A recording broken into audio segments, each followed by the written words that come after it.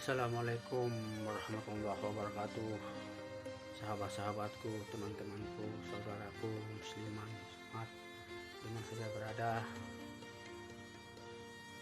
marilah kita panjatkan puji syukur kehadirat Allah Subhanahu wa Ta'ala, yang mana saat kesempatan ini kita masih diberi nikmat sehat, kita bisa merasakan indahnya bangun di pagi hari, bisa merasakan nikmatnya seteguk air, bisa merasakan nikmatnya memandang. Alhamdulillah, syukur.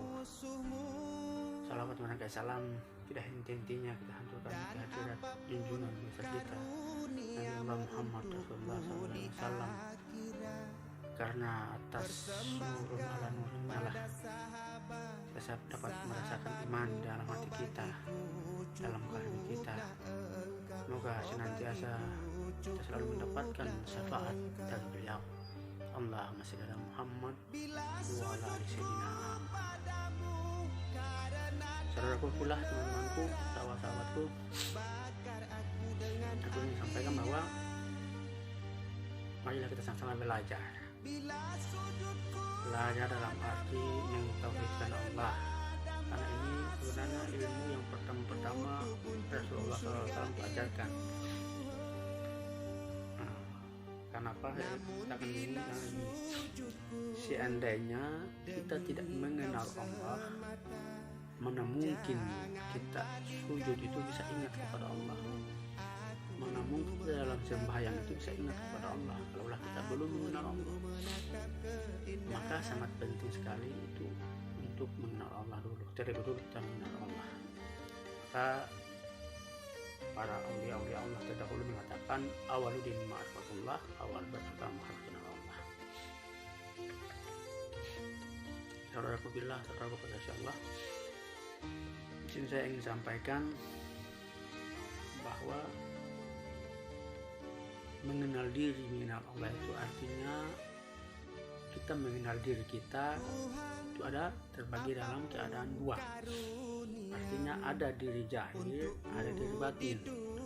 Nah, diri zahir itu yang ada juga yang disebut dengan diri kasar, yang nampak kasar. Ada juga yang disebut dengan nafsu, jiwa yang selalu mengutamakan hawa nafsu. Itulah jiwa yang kedua daripada jiwa yang kasar. Adapun jiwa batin atau diri batin itu yang disebut kolbi, yang kedua disebut ruh. Maka terungkaplah bahwa apa yang dikatakan al jasadu qiblatul kolbi wa kolbi qiblatul ruhi wa ruhi qiblatullah. Artinya apa? Jasad ini kiblatnya kepada kolbi, kolbi itu kiblat kepada roh, itu yang menghadap kepada Allah Subhanahu wa Ta'ala. Nah, itu sahabat-sahabatku yang sampaikan bahwa mengenal diri, mengenal Allah itu artinya mengenallah diri sebenarnya, diri batin, diri sebenarnya diri itu siapa. Untuk tahap kita mengenal roh, maka kita kenal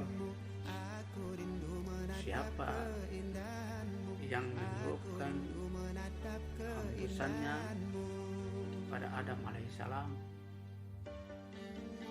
Dialah Allah Subhanahu wa Ta'ala yang mentajalikan hembusannya, tiupannya yang bernama Ahmadullah. Ahmadullah itu yang ada dalam diri yang disebut ruh.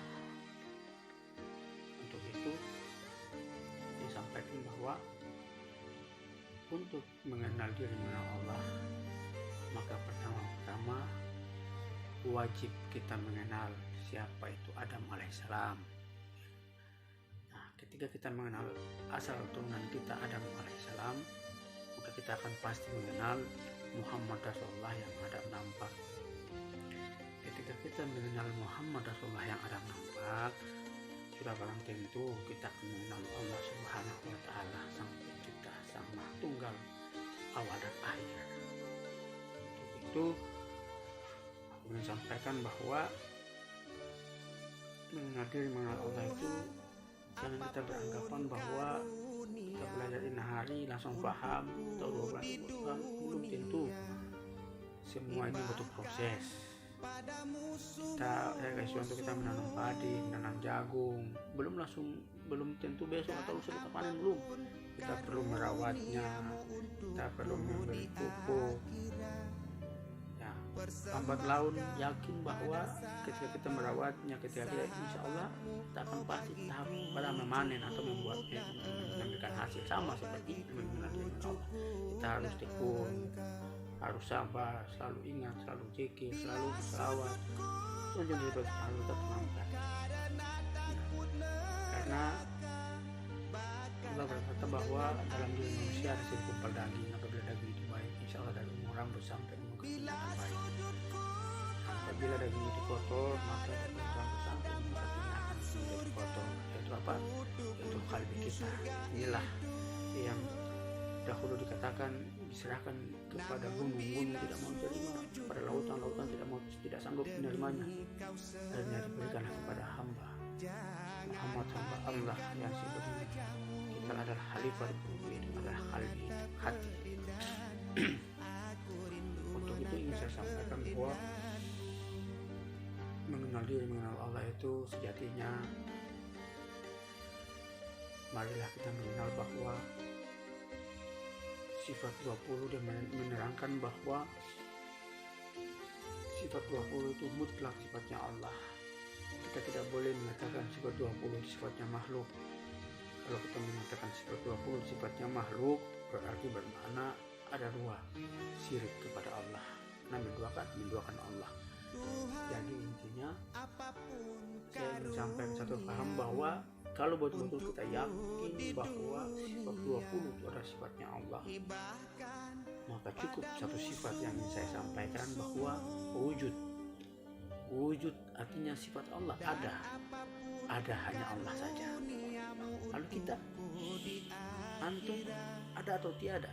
Nah, kesimpulannya kita ada, adanya kita pernah tiada. Aku ada, aku lahir di saat tahun 1977 aku lahir. Berarti di saat tahun 1976 aku belum lahir. Berarti aku tiada. Sementara Allah wal awalu wal akhiru wal jahil wal batinu kullu minillah, dia wal ahad, yang tidak beranak dan tidak diperanakan, yang bersifat laisa kami laisa. Itu marilah kita belajar untuk mentauhidkan Allah itu jangan hanya sampai kepada angan-angan pikiran, karena ilmu fikir itu tidak bisa sampai kepada tinggi lagi, lebih tinggi lagi Allah. Maka disebut mengenal diri, mengenal Allah. Artinya apa? Saya kasih contoh. Kalaulah kita hendak makan gula, perlukah kita mencari manisnya? Tidak, saudara-saudara. Kita akan memakan gula, manis akan datang sendiri. Kita memakan garam, asin datang sendiri. Maka kita mengenal diri, insya Allah Allah datang sendiri. Artinya kita mengenal diri, insya Allah Allah membukakan hijab untuk kita. Nah, yang saya ingin tanyakan bahwa apakah kita memakan gula itu manisnya nampak ataukah tidak nampak?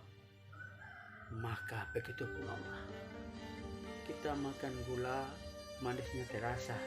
Tak perlu kita katakan kepada orang, "Woi, gula ini manis." Tidak perlu. Cukup kita rasakan kenikmatan manisnya. Begitu mengenal diri, mengenal Allah. Allah itu perlu dirasakan kehadirannya. Ketika rasa itu sudah datang, tak perlu engkau katakan kepada siapapun bahwa Allah itu nyata. Tidak perlu. Cukup engkau rasakan. Ingat bahwa ada kulit, ada isi. Ketika isi engkau berusaha untuk mengeluarkannya dari kulit, maka sudah barang tentu isi tersebut akan busuk. Artinya apa? Ketika kita mau berusaha untuk meyakinkan seseorang yang bukan sepaham dengan kita, maka ketika kita mengeluarkan rahasia daripada ma'rifat, maka hukumnya syirik. Nah itu. Tapi kalau kita selalu melindungi kerahasiaan ilmu dan bisa kita sampaikan kepada sesama ahli, maka dia terlindungi, dia tidak disebut ciri. Maka jangan salah paham. Ketika seseorang dia dimabuk cinta karena Allah, maka dia akan mengatakan ana la ilaha illallah, aku Allah. Maka itu tidak boleh. Tidak boleh kita mengatakan bahwa kita aku Allah. Itu syirik, itu nyata. Tidak boleh. Cukuplah Allah yang mengatakan aku Allah, bukan lagi kita. Sebab apa? Sebab kita kan sudah belajar al-mautu qabla anta mautu. Matikan dirimu sebelum mati. La haula wala quwata illa billahil azim. Tidak lagi aku berdaya upaya. Yang berdaya upaya berhadapan hanya Allah. Mana lagi aku? Ketika aku tidak lagi berdaya, ketika aku sudah tidak lagi hidup karena hayat milik Allah, ketika aku sudah tidak lagi melihat karena pandangan sama itu milik Allah, ketika aku tidak lagi bisa mendengar karena sama bahasa milik Allah, apalagi yang ingin aku sampaikan bahwa inilah keakuan.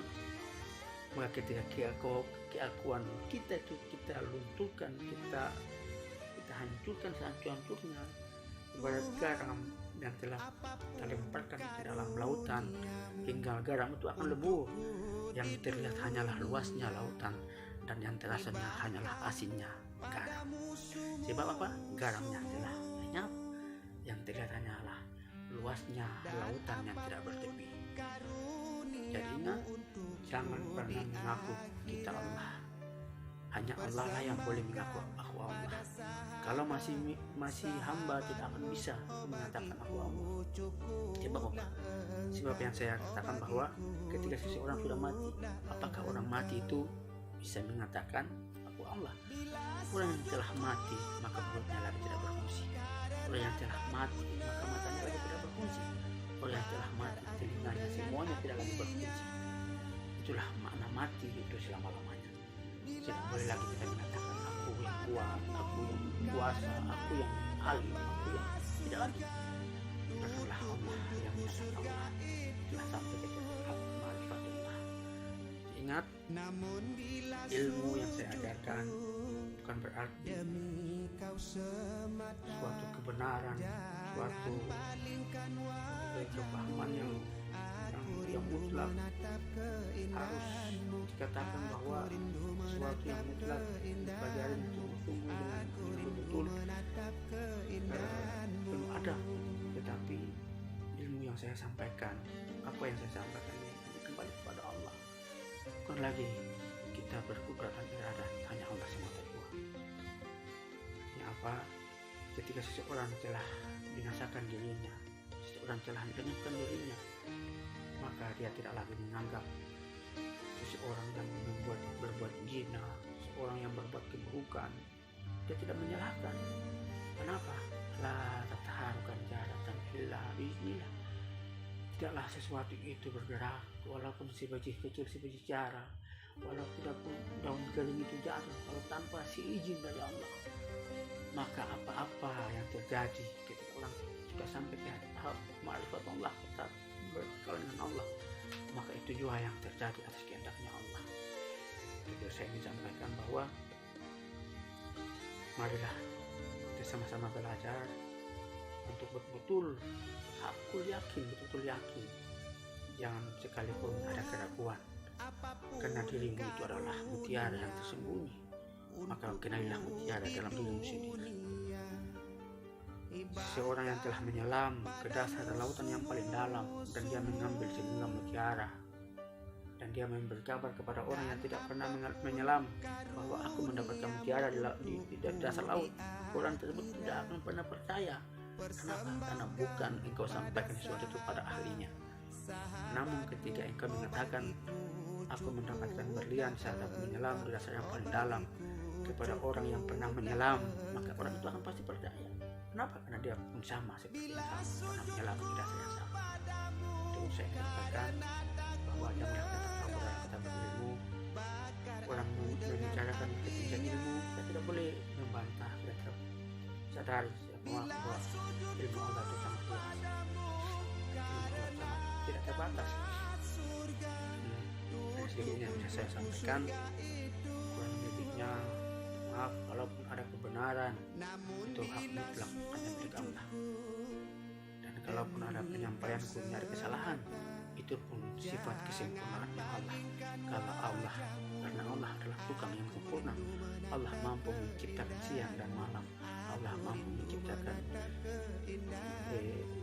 gelap dan terang. Begitu pula Allah mampu menciptakan kebaikan di sebalik keburukan. Hamba kita adalah la haula wala quwata illa billahil azim, tidak lagi berdaya upaya. Nah, ketika kita lagi tidak berdaya upaya, maka yakinlah bahwa segala sesuatu hanyalah kudrat dan iradatnya Allah Tuhan. Wassalamualaikum warahmatullahi wabarakatuh. Assalamualaikum ya Sayyidi ya Rasulullah. Assalamualaikum ya salam kepada ayahanda.